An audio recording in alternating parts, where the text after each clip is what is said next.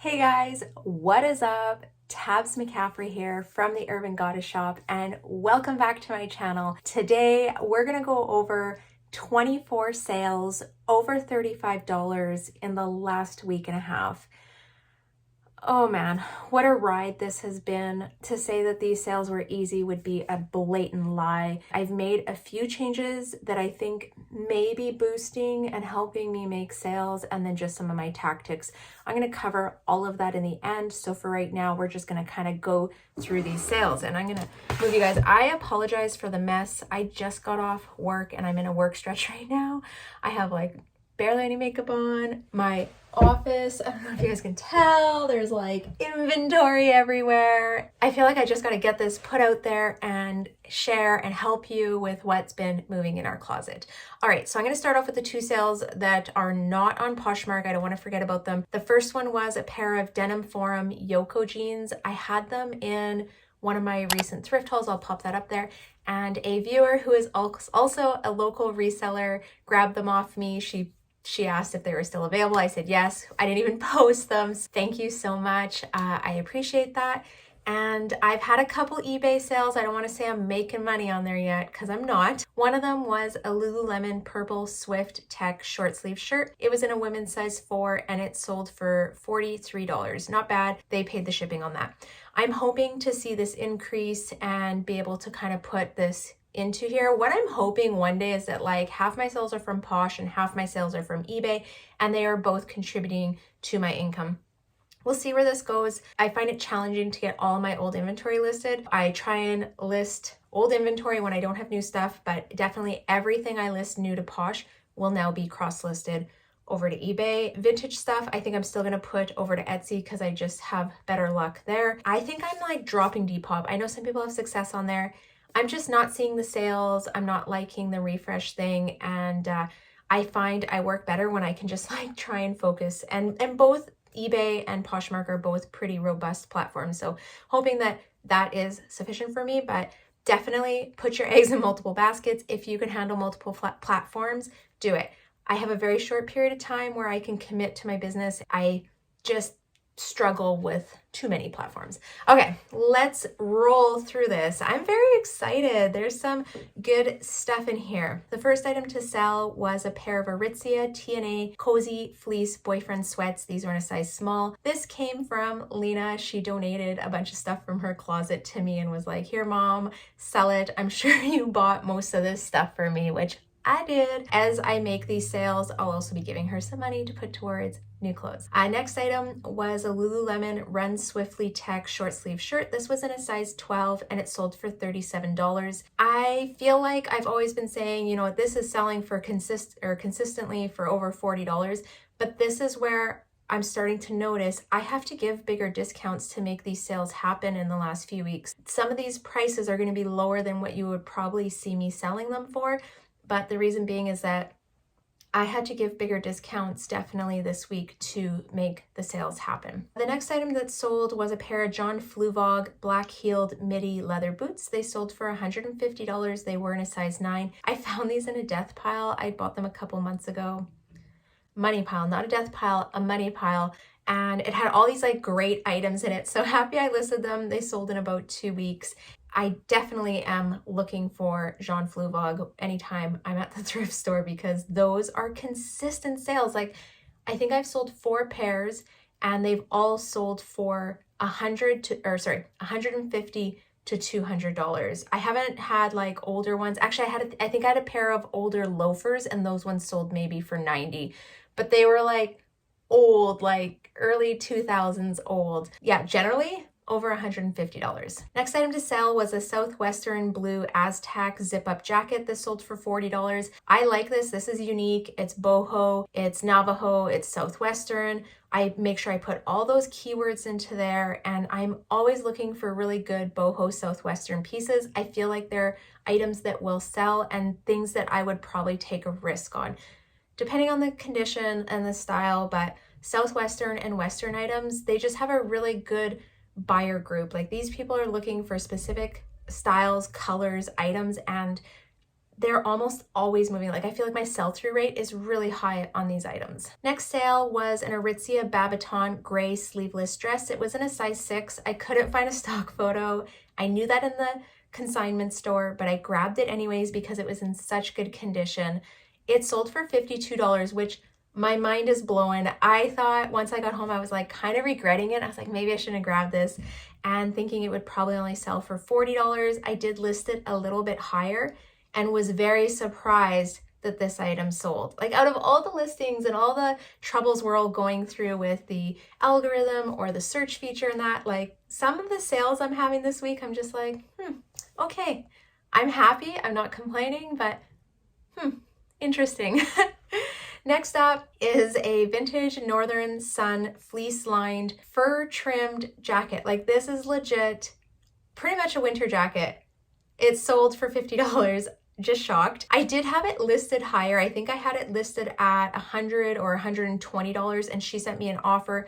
I knew that I was going to hold on to this item until next winter if I didn't sell it.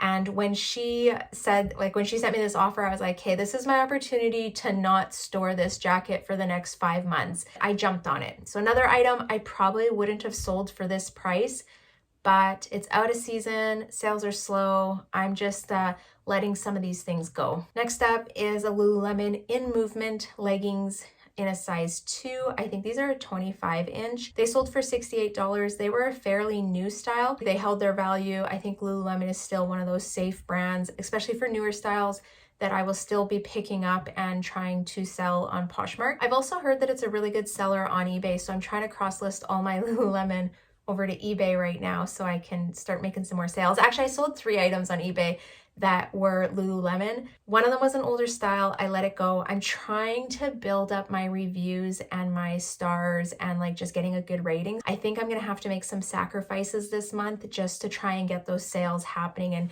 you know, let eBay trust me and know that I'm a great person. I will keep you guys posted on how all of that's going. All right, next up is this pair of True Religion dark wash white stitch jeans. These are in a size 32. I've had these for a long time. Like I bet you I got them at the bins maybe last year. I don't even know. I've had them a long time. He sent me an offer for $42. I had them listed, I think, at like $60, and I accepted it. And that being said, I heard that True Religion is like kind of coming around again and people are trying to find it.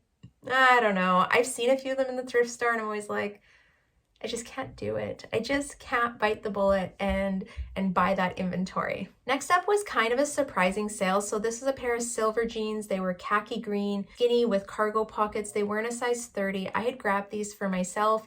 I cleaned out my pant drawer, maybe was it a week or 2 ago, and just was like, I gotta list some stuff. I need to make room. I want to get some new jeans rotated through here. And these sold within like 2 days. I don't typically thrift silver jeans anymore, more because my thrift store has them marked at like $10. But after this sale, I was like, maybe I need to keep my eye open. And if I'm able to get these jeans, you know, for, I don't know, like even under $8, maybe they're worth picking up. Maybe silver is a brand that I should be grabbing more. I would love to know, actually, do you sell silver? Do you have good luck with it? Is there certain styles? Is there like any information you want to share? Because I feel like it's a brand that I've been sleeping on. I used to sell it quite a bit when I first started reselling, and more just because I was coming across it in the bins all the time. But now that I don't go to the bins at all, it just hasn't been a brand that I've been thrifting and grabbing. So yeah, I'm curious to see if you guys are still selling it. Next up is a pair of Lululemon black Wonder Under, what the heck are these called? They're like stirrup pants. Yeah, I can't read. Wonder Under stirrup pants. These were in a women's size 4. I have to shout out Thrifty Stu Danica for helping me figure out what style this was and find a stock photo, because I was struggling one day and she was like, tell me what you need.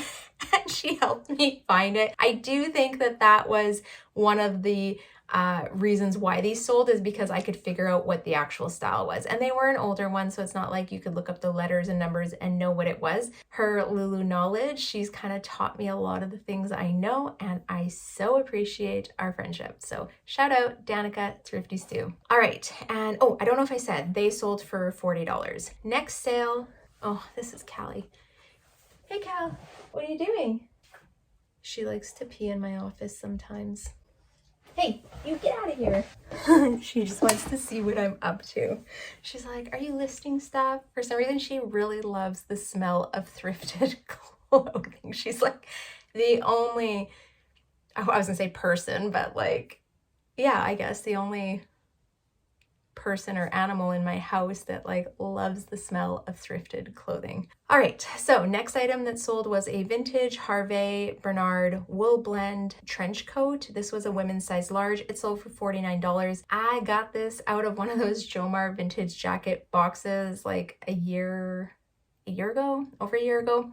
Still selling these items. That was like probably the only box that I was like, I would buy again. I definitely have made good money off of that box, but that was probably the only box that I made good money off of. Next item is a pair of AS98 green leather lace-up ankle boots. These were in a size 7.5. They sold for $155. I've had these for a bit. I feel like they've been listed for a couple months and they were just kind of waiting for the right buyer. I did have them listed, I think at $175 maybe. These are a newer style, I believe.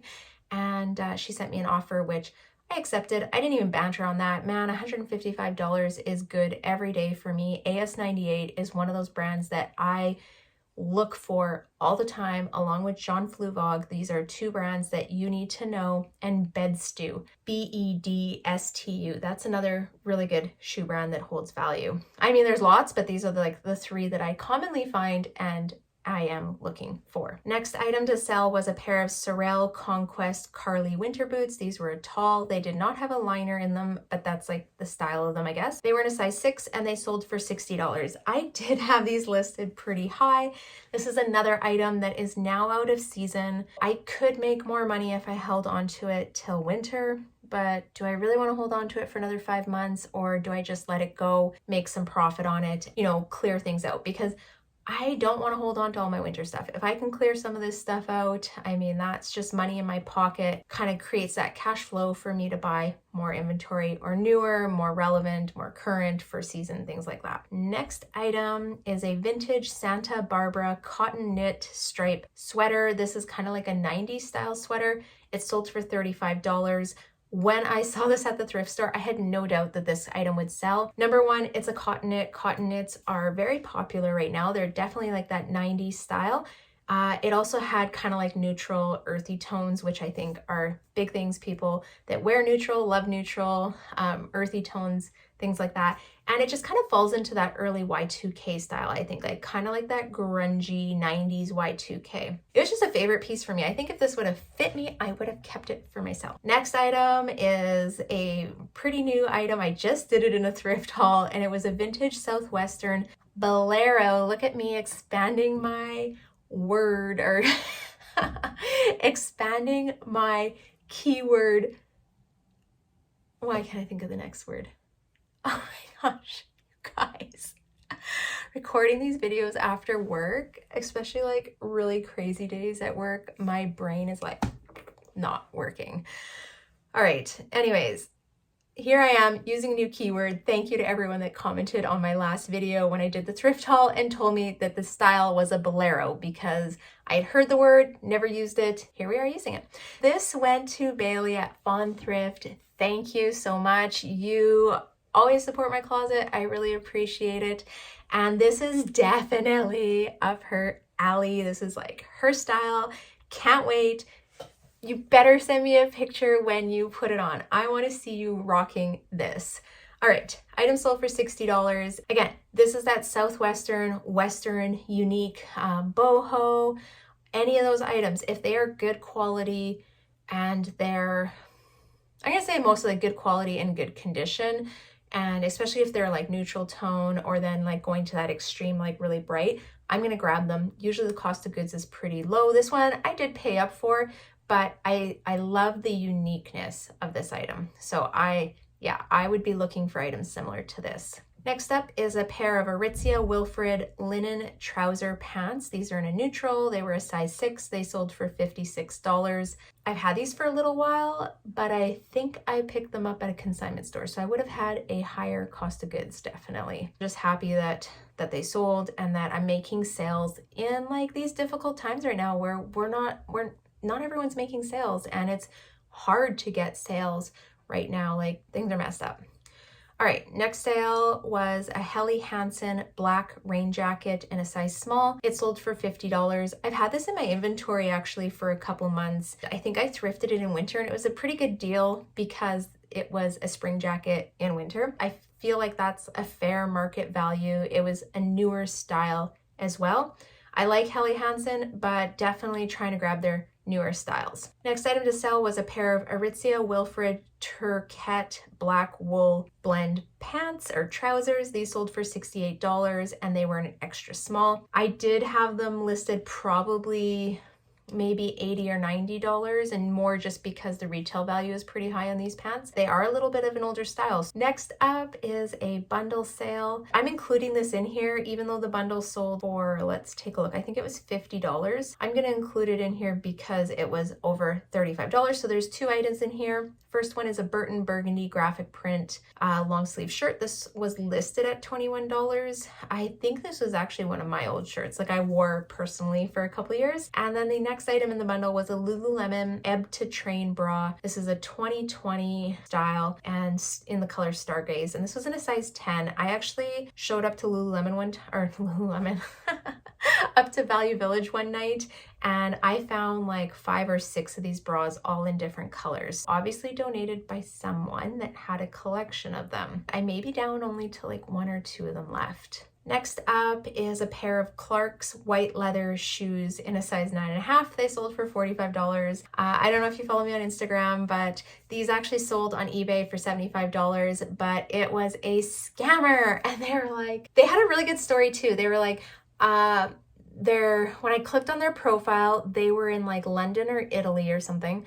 And they're like, hey, my cousin lives in Canada and I want to buy these for her. Sorry that I'm going. It was like really actually well worded. It's like, sorry, I'm going this way. Do you think I could just PayPal you the money and you could ship them to her? She's just in Ontario. And I was like, this has scam written all over it. So I just said, sorry, I don't accept PayPal. You have to pay through eBay. And they never responded right away. I selected cancel on behalf of seller or on behalf of buyer. No, buyer choosing to cancel. I can't remember. Basically, I blamed it on them. And I was like, if I get in trouble through eBay, I'm just going to send them the screenshot of the conversation where they were asking me to take the sale off of eBay. To me, that's just like straightforward. Although I do need to call eBay and make sure that that is clear and that I don't get a strike against me. I don't know, if you sell on eBay, do I have to do that? Do I still need to message them, or should I only message them if I see that I'm in trouble? Like, what's the communication requirement there? I'm curious. Also, I'm going to talk a little bit about eBay at the end too, so stay tuned for that. Next item is, back to those shoes. Okay, so those shoes sold. I canceled the sale. I relisted it on eBay. And then they literally sold 2 days later. Now they sold for $45, not $75, but I knew I was kind of reaching for the stars with the $75 list price. Funny how that happens. And I've had those shoes listed for a while with no bites. Just weird how things, like, all of a sudden everyone's looking for white Clark's runners, I guess. I don't know. Next up is a pair of vintage leather tan men's cowboy boots. These were in a size 8.5. I just sold these the other day for $50. She messaged me, asked if I could have them shipped out next day. I said absolutely. So she purchased them, which was cool.